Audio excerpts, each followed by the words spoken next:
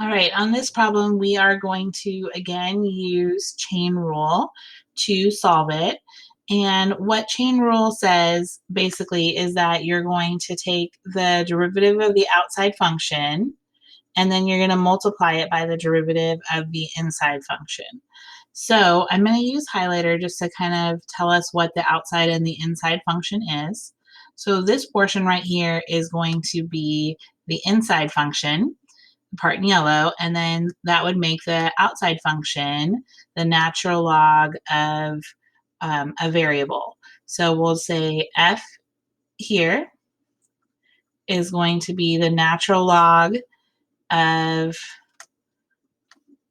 our variable here. And I'm going to just use highlighter because the notation gets a little bit confusing. So if we were to look at the derivative of that, we would have it, the derivative would be 1 over our, our plain variable, right, like this.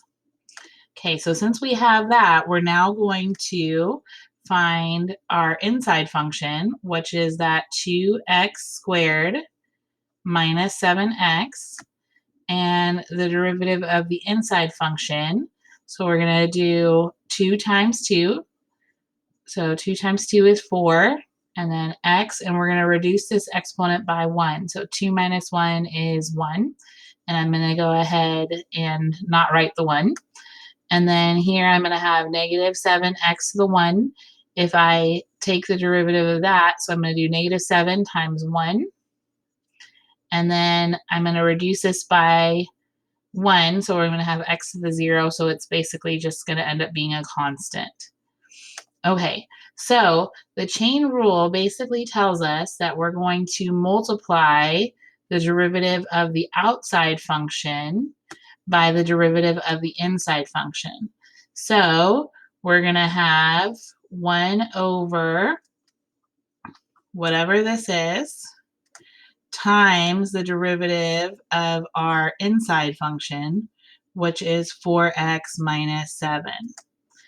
And so now all we need to do is we need to go ahead and put this g back where it would go as the inside function, because remember, this is actually the inside function right here. So we're going to do 2x squared minus 7x. And the way that this is going to be written as a whole, we can write it as 4x minus 7 over 2x squared minus 7x.